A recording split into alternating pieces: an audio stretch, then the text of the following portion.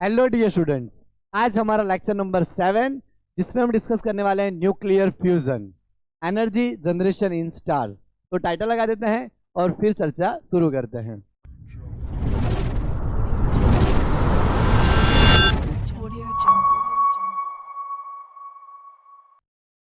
Nuclear fusion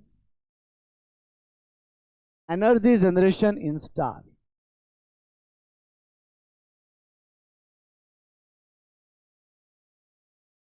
star में energy कैसे generate होती है, स्पेशली हम बात करेंगे सन की कि हमें एनर्जी वहीं से मिल रही है। तो जनरेट कैसे होती है, क्या रिएक्शन होता है अंदर, वो सब डिस्कस करेंगे। फ्रेंड्स, हमने बाइंडिंग एनर्जी का कव करा था, उसके इंपॉर्टेंट पॉइंट हमने लर्न करे थे। उसमें हमने ये चीज़ पढ़ी थी, लास्ट 2 पॉइंट्स, टोटल 4 पॉइंट हमने पढ़े थे, राइट। पहला पॉइंट ये पढ़ा था कि स्ट्रॉन्ग न्यूक्लियर फोर्स जो है वो क्या करता है, बाउंड रखता है न्यूक्लियॉन्स को। सेकेंड पॉइंट पढ़ा था कि strong nuclear force neighbour nucleon को ही लगता है, और जितने नेबर न्यूक्लियन ज्यादा होंगे उतना ज्यादा लगेगा। थर्ड पॉइंट हमारा था कि हैवियर न्यूक्लियर अगर दो लाइटर इंटरमीडिएट न्यूक्लियर में स्प्लिट होता है तो उसको बोलते हैं न्यूक्लियर फिशन, और न्यूक्लियर फिशन में बहुत सारी एनर्जी रिलीज होती है।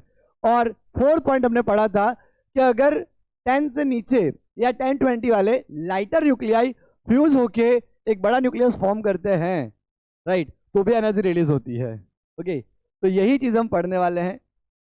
जो फोर्थ पॉइंट है, राइट, न्यूक्लियर फ्यूजन वाला, वही पॉइंट हम पढ़ने वाले हैं, राइट। और क्यों एनर्जी रिलीज होती है वो मैं आपको ग्राफ ड्रॉ करके भी बताऊंगा। तो पहले हम डेफिनेशन लिखते हैं। लाइटर न्यूक्लियर यहाँ पे इकट्ठे हो रहे हैं, फ्यूज हो रहे हैं, तो when two light nuclei fuse to form a larger nucleus, तो क्या होगा, energy is release.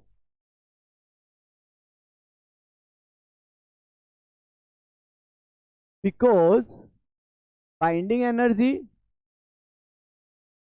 increases during the process। Binding energy हमारी यहां पे इंक्रीज होगी। This reaction is called nuclear fusion.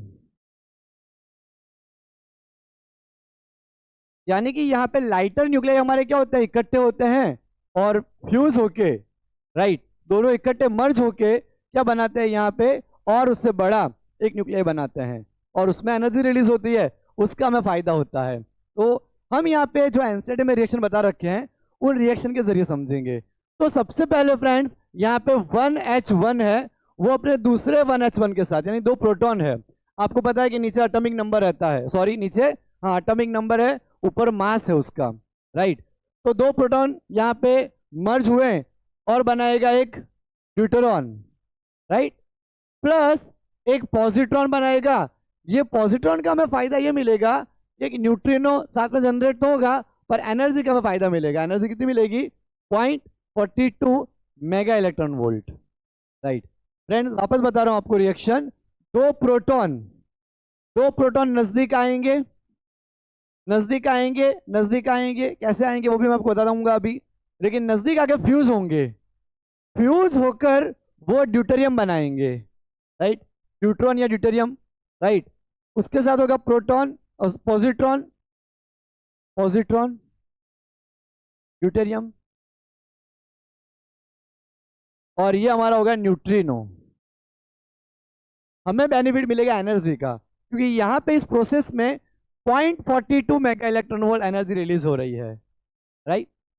अब देखिए फ्रेंड्स, यहां पे क्या होगा कि पहले आपको ये रिएक्शन अगर बोर्ड में आता है क्वेश्चन तो लिखना है कि 2 hydrogen fuse to form deuterium plus positron. और ये बात आपको याद रखनी है, जब जब न्यूक्लियर रिएक्शन में पॉजिट्रॉन यहाँ पे निकलेगा साथ में न्यूट्रिनो होगा ही होगा, राइट। और इलेक्ट्रॉन अगर निकलेगा तो एंटी न्यूट्रिनो होगा, ओके, उसके साथ वो निकलता है, और साथ में हमें बेनिफिट मिल रहा है इस एनर्जी का, 0.42 मेगा इलेक्ट्रॉन वोल्ट एनर्जी हमें यहाँ पे मिल रही है।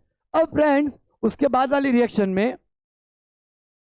ड्यूटेरियम, 2 ड्यूटेरियम इकट्ठा हो रहे हैं और हमें मिल रहा है यहाँ पे lighter nuclei of helium plus एक न्यूट्रॉन प्लस एनर्जी मिलेगी 3.27 मेगा इलेक्ट्रॉन वोल्ट।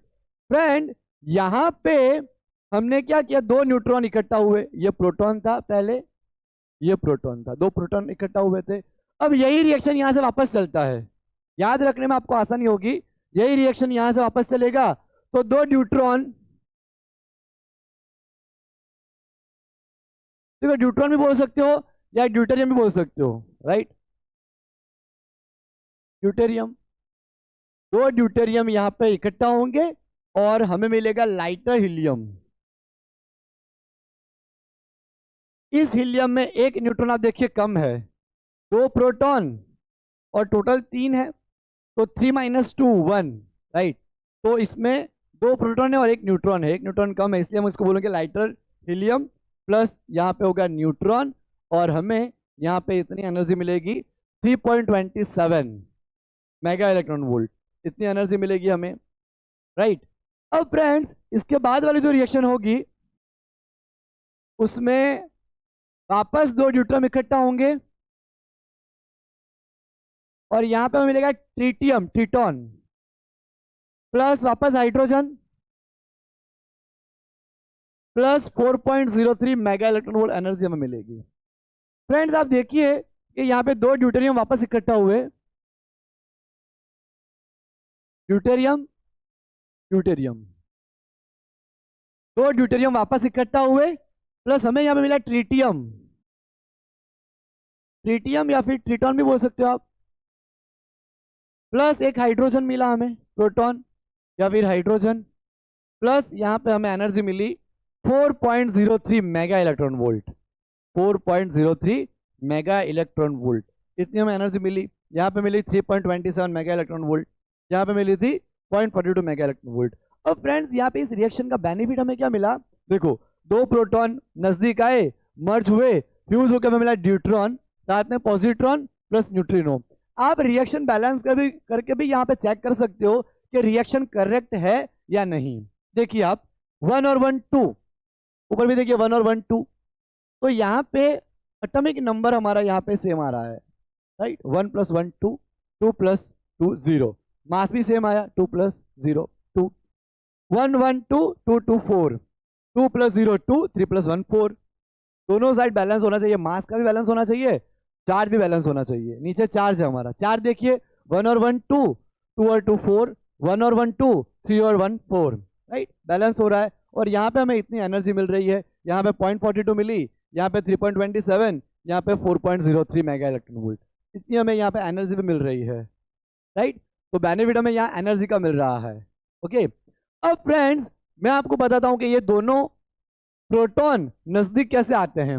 अब देखिए ये भी प्रोटॉन है पॉजिटिव चार्ज, ये भी प्रोटॉन है पॉजिटिव चार्ज, तो नजदीक जब आएंगे तो रिपेल कर जाएंगे दोनों, राइट, दोनों के बीच में कोलंबियन फोर्स लगेगा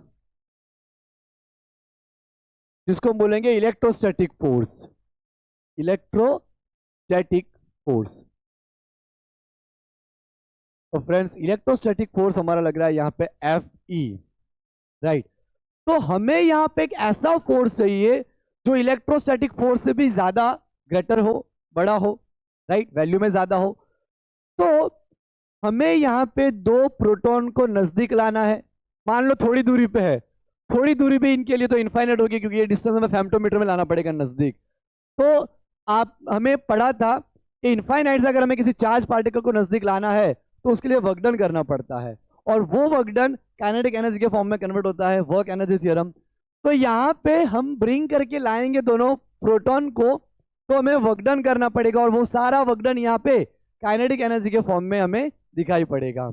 तो वो जो काइनेटिक एनर्जी होती है वो यहाँ पे होगी E = 3/2 kBT, राइट। और फ्रेंड्स यहाँ पे काइनेटिक एनर्जी काफी ज्यादा होती है क्योंकि दो प्रोटॉन है, दो प्रोटॉन को हमें नजदीक आना है, तो यहाँ पे कूलम्ब बैरियर होगा, पोटेंशियल बैरियर, और ये पोटेंशियल बैरियर डिपेंड करेगा कि चार्ज कितना है और उसकी रेडियस कितनी है, चार्ज कितने अमाउंट में है, उसकी रेडियस कितनी है, उसके ऊपर डिपेंड करता है पोटेंशियल बैरियर कितना है। वो पोटेंशियल बैरियर अगर ओवरकम हो गया, अगर हम ज्यादा नजदीक ले आए, तो आपको पता है कि एकदम ज्यादा नजदीक आने पे 0.8 फेम्टोमीटर जितने डिस्टेंस पे उतनी रेंज में न्यूक्लियर फोर्स लगता है, स्ट्रॉन्ग न्यूक्लियर फोर्स। तो जब यहाँ इतने नजदीक आ जाएंगे तो दोनों के बीच में क्या लगेगा, स्ट्रॉन्ग न्यूक्लियर फोर्स, राइट।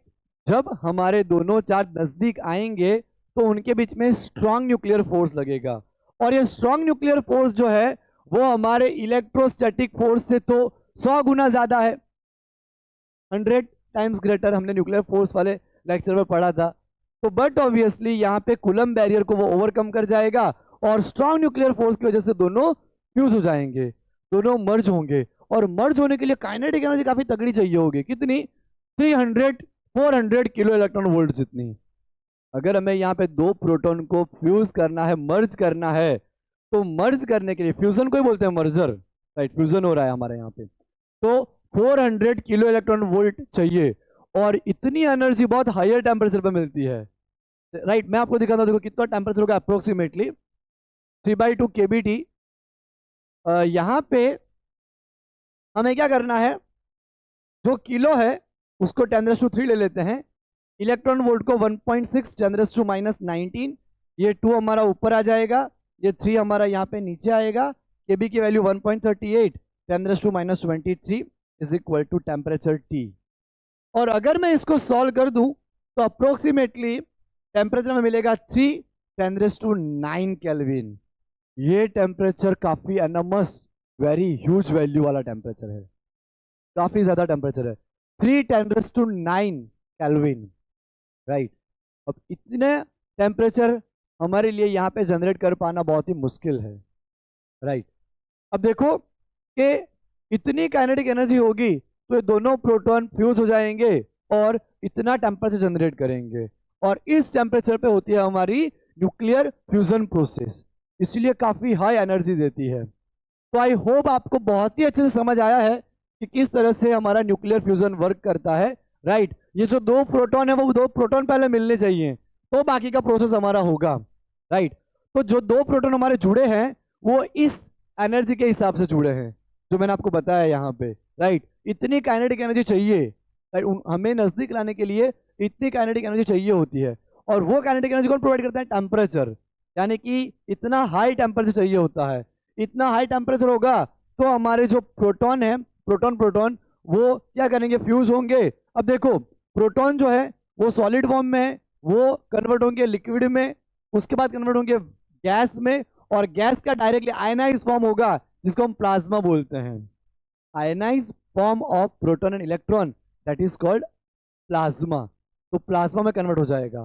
तो ये जो पूरा हमारा एनर्जी है वो प्लाज्मा के फॉर्म में होगा, जो कि हमारा 4th स्टेट ऑफ मैटर कहलाता है, राइट। इस तरह से हमें यहाँ पे प्लाज्मा एनर्जी मिलेगी। ओके फ्रेंड्स, अब मैं एक और चीज आपको बताता हूँ। तो इंपॉर्टेंट पॉइंट ये है कि जब हमारे ये दो प्रोटॉन यहाँ पे कूलम्ब बैरियर को रिपेल, कूलम्ब से यहाँ पे कूलम्बियन फोर्स लगता है रिपेल करते हैं, वो रिपल्सन को भी ओवरकम करके जुड़ जाएंगे, दोनों फ्यूज हो जाएंगे, राइट। तो यहाँ पे बहुत ही ज्यादा काइनेटिक एनर्जी चाहिए होगी, टेम्परेचर बहुत ही ज्यादा हमें चाहिए होगा। तो इस प्रोसेस को बोलते हैं थर्मोन्यूक्लियर फ्यूजन। ये जो प्रोसेस है हमारी, इसको बोला जाता है थर्मो न्यूक्लियर फ्यूजन, राइट। इसको हम यहाँ पे क्या बोलेंगे, थर्मोन्यूक्लियर फ्यूजन बोलेंगे। अब फ्रेंड्स हम बात करते हैं कि स्टार में ये रिएक्शन कैसे होता है, राइट। स्टार में जो प्रोसेस होती है उसको बोला जाता है प्रोटॉन प्रोटॉन साइकिल। तो हम यहाँ पे बात करेंगे कि प्रोटॉन प्रोटॉन साइकिल किस तरह से अकर करती है, राइट। तो अब मैं आपको सिखाऊंगा प्रोटॉन प्रोटॉन साइकिल के स्टेप कैसे आते हैं, किस तरह से रिएक्शन होती है, और सन के अंदर हाइड्रोजन से हीलियम कैसे बनता है, और हीलियम से कार्बन, कार्बन से नाइट्रोजन, और एनर्जी रिलीज होती ही रहती है। तो मैं इसको मिटा देता हूँ और हम नेक्स्ट प्रोसेस, पहली प्रोसेस हमारी सेम रहती है, तो पहली प्रोसेस मैं सेम रखूंगा, राइट। उसके बाद बाकी का मैं मिटा के हम आगे के प्रोसेस स्टार्ट करेंगे। ओके ओके फ्रेंड्स, अब हम thermonuclear fusion proton proton cycle करते हैं। प्रोटॉन प्रोटॉन साइकिल, ये रिएक्शन है हमारी, और इससे आगे रिएक्शन होती है। तो ये रिएक्शन मैं ऊपर लिख लेता हूँ, 1H1 प्लस 1H1। हमारे दो प्रोटॉन पहले तो फ्यूज होने चाहिए, और उसमें से हमें मिलेगा deuterium plus positron plus neutrino plus 0.42 mega electron volt energy. ये प्रोसेस हमने अभी पढ़ा। अब फ्रेंड्स यहाँ पे जो सन है उसके अंदर हमारी थर्मोन्यूक्लियर प्रोसेस होगी, थर्मोन्यूक्लियर फ्यूजन। अब थर्मोन्यूक्लियर फ्यूजन होने के लिए टेम्परेचर कितना चाहिए? Approximately 3×10⁹ kelvin, right. सन के अंदर ये प्रोसेस होती है जो भी हमने पढ़ी, थर्मोन्यूक्लियर फ्यूजन। लेकिन सन का जो इंटीरियर पार्ट है उसका एवरेज टेम्परेचर अगर हम लें तो एवरेज टेम्परेचर उसके अंदर का है 1.5×10⁷ केल्विन, राइट। अगर मैं कंपैरिजन करूं तो 200 गुना कम टेम्परेचर है ये। अब देखो 200 टाइम्स कम टेम्परेचर है, राइट। अगर इसकी हम काइनेटिक एनर्जी निकालें तो almost approximately 2 kilo electron volt जितनी आएगी। हमें तो चाहिए 400 किलो इलेक्ट्रॉन वोल्ट, राइट। अब आप सोचो कि कैसे उसमें प्रोसेस स्टार्ट होती है। एनर्जी चाहिए 400 किलो इलेक्ट्रॉन वोल्ट, लेकिन एवरेज जो है वो केवल 2 इलेक्ट्रॉन वोल्ट ही है, 2 किलो इलेक्ट्रॉन वोल्ट। तो फ्रेंड्स हमारी प्रोसेस होने के लिए उसमें बहुत सारे इंटीरियर पार्ट में बहुत सारे रीजन है, उसमें सन के कुछ कुछ रीजन का टेम्परेचर काफी हाई है, राइट। तो जहां पे टेम्परेचर इतना है 3×10⁹ केल्विन जितना, वहां पे पहले 2 प्रोटॉन मर्ज होके प्रोसेस को स्टार्ट करवा देते हैं। एक बार प्रोसेस स्टार्ट हो गया, राइट, स्टार के अंदर प्रोसेस स्टार्ट हो गया तो फिर तो प्रोसेस होती रहेगी और हमें एनर्जी मिलती रहेगी, राइट। एक बार प्रोसेस स्टार्ट हो गया, एनर्जी जनरेट हुई हीटिंग के फॉर्म में, राइट, फिर और टेम्परेचर बढ़ेगा, दूसरी जगह प्रोसेस स्टार्ट होगी।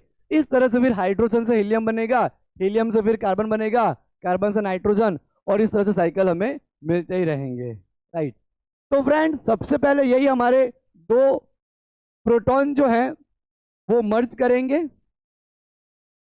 प्रोटॉन प्रोटॉन मर्ज होंगे, इसीलिए प्रोटॉन प्रोटॉन साइकिल बोला जाता है।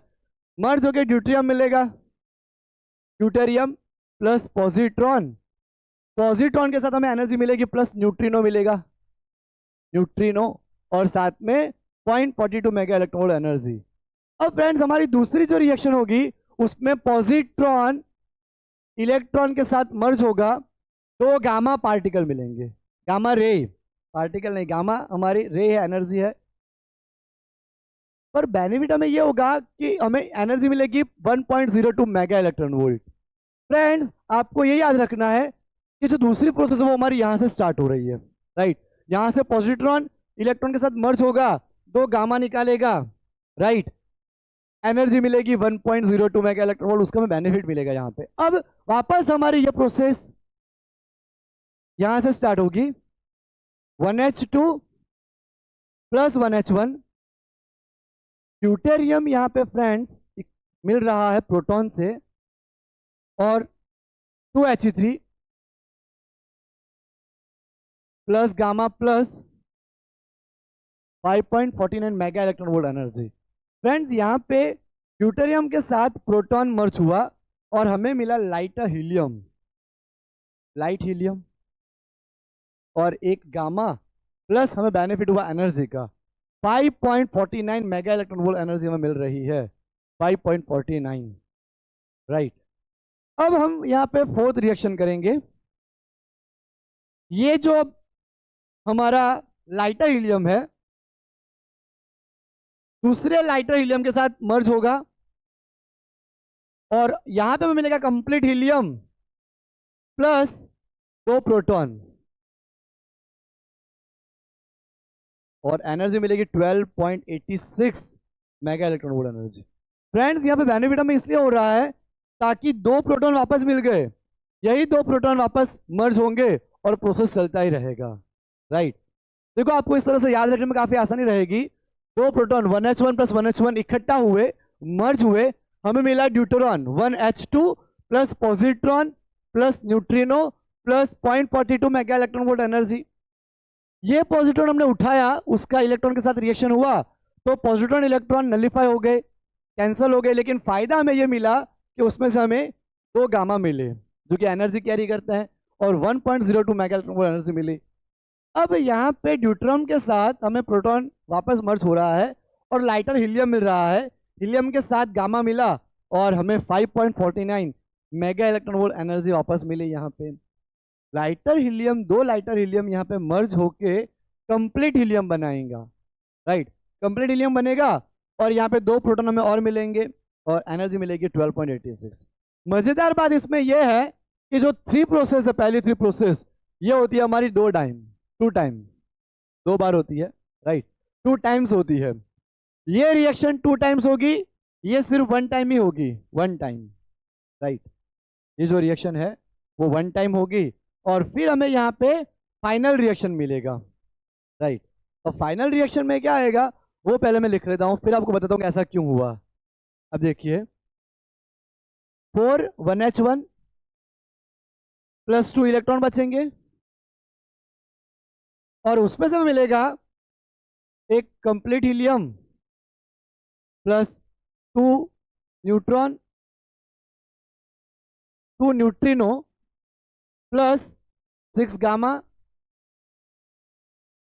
26.72 मेगा इलेक्ट्रॉन वोल्ट एनर्जी। अब फ्रेंड्स यहाँ पे ये रिएक्शन आया कैसे, मैंने कैसे लिख दिया डायरेक्टली, वो मैं आपको बताता हूँ। हमने यहाँ पढ़ा कि ये 3 रिएक्शन 2 बार हो रहे हैं और 4th रिएक्शन एक ही बार हो रहा है और सब मर्ज होकर हमें ये मिल रहा है। तो आप देखो, पहले हम बात करते हैं 1H1 की। ये 3 प्रोसेस जो है उसमें 1H1 कितनी बार आया, 1 बार, 2 बार और ये तीसरी बार। लेफ्ट साइड 3 बार है, ध्यान से सुनना, लेफ्ट साइड 3 बार है, प्रोसेस हुआ 2 बार, 2 टाइम, तो मल्टीप्लाई 2 करो, 1 2 3 है, मल्टीप्लाई 2 6, तो 1H1 हमारे 6 हो गए। तो लेफ्ट साइड कितना है टोटल, 6 1H1 आए, 6 1H1। राइट साइड जो उसको माइनस कर देने का। अब राइट साइड कितने 1H1 है, ये देखिए, ये 1 और ये 2।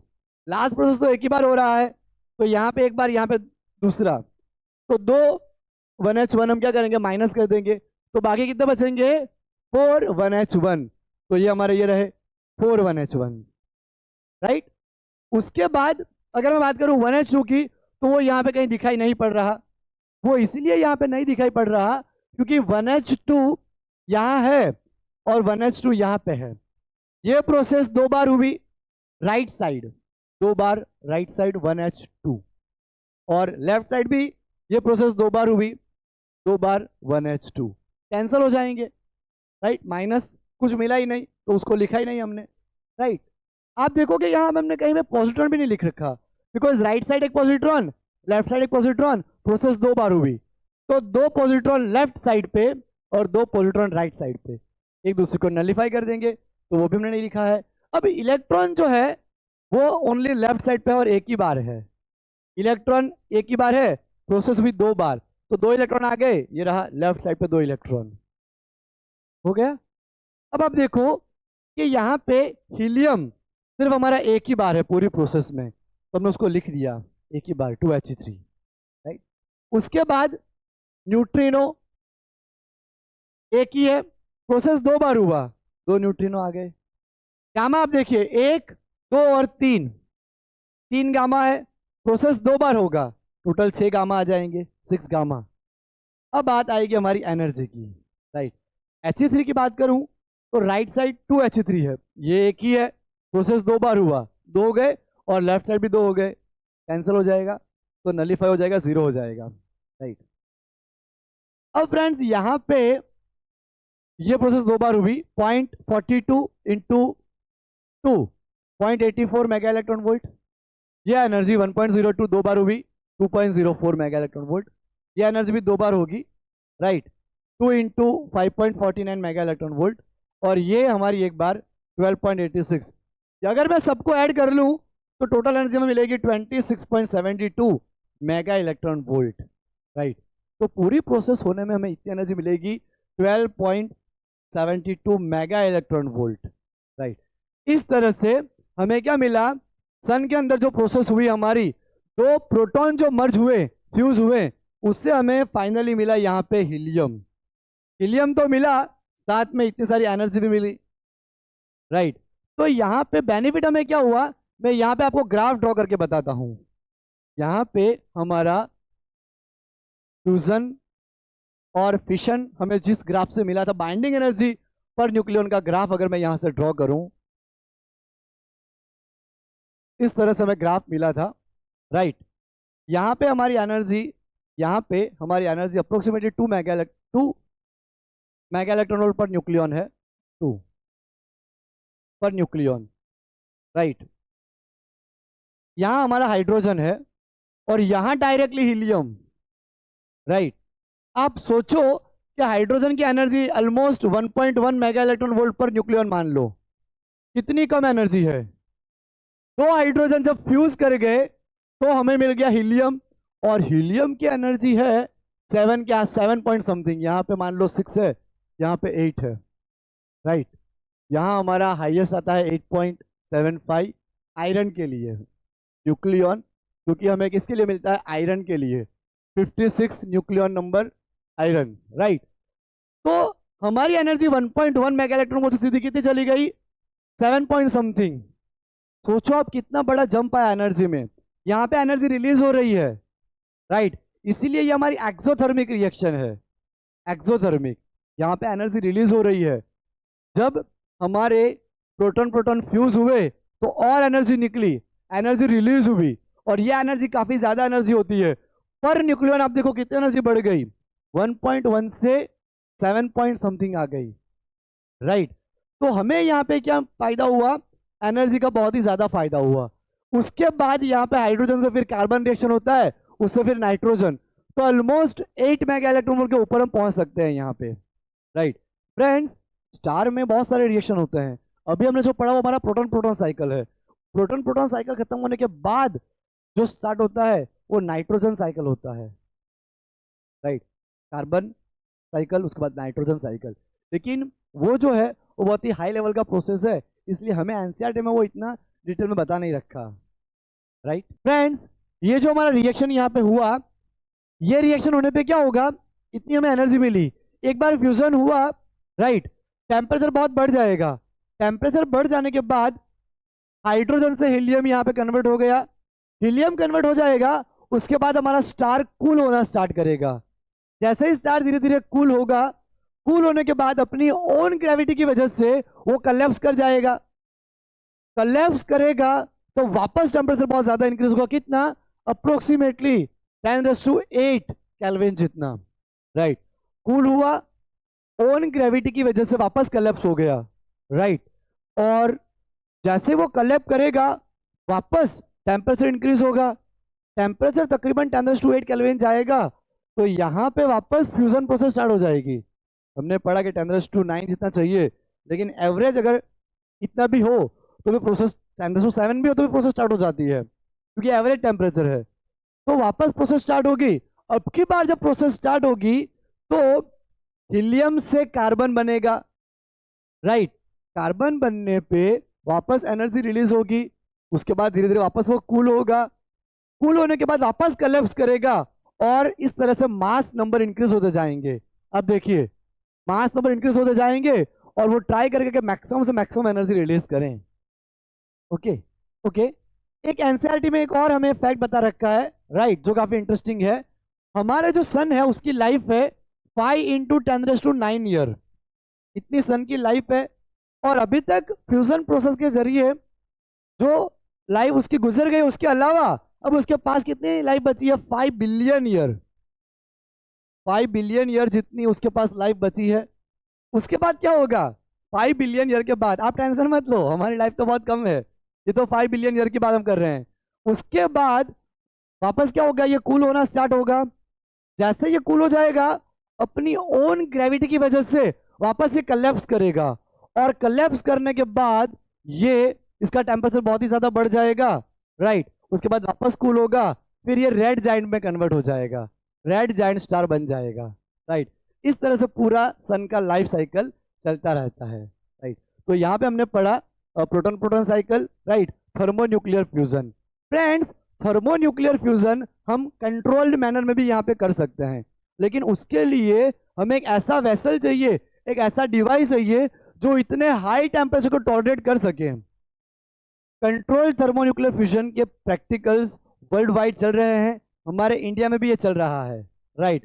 कि प्लाज्मा के जरिए कैसे एनर्जी हम और एनर्जी इलेक्ट्रिसिटी कैसे प्रोड्यूस कर सकें, इसके ऊपर बहुत ही डिटेल में रिसर्च चल रहा है। अगर ये सक्सेसफुल हो गया तो एनर्जी के हमारे सारे प्रॉब्लम खत्म हो जाएंगे, राइट। हमें इतना सारा बिजली का बिल भी नहीं भरना पड़ेगा और बहुत ही आसान हो जाएगी हमारी लाइफ। लेकिन प्रॉब्लम ये आती है कि टेम्परेचर ये 10⁻² के ऑर्डर में होता है पावर में, और इतना टेम्परेचर सस्टेन कर पाए ऐसा हमारे पास कोई डिवाइस नहीं है, राइट। अगर ये रिसर्च सक्सेसफुल हुआ तो एनर्जी के सारे प्रॉब्लम हमारे सॉल्व हो जाएंगे। तो फ्रेंड्स, ये चैप्टर हमारा खत्म होता है। अब हम सेमीकंडक्टर चैप्टर से अपनी नई शुरुआत करेंगे। तब तक आप बहुत ही पॉजिटिव रहिए, बहुत हेल्दी रहिए, हैप्पी रहिए और अच्छे से प्रिपरेशन करते रहिए। मिलेंगे नेक्स्ट लेक्चर में। Bye everyone.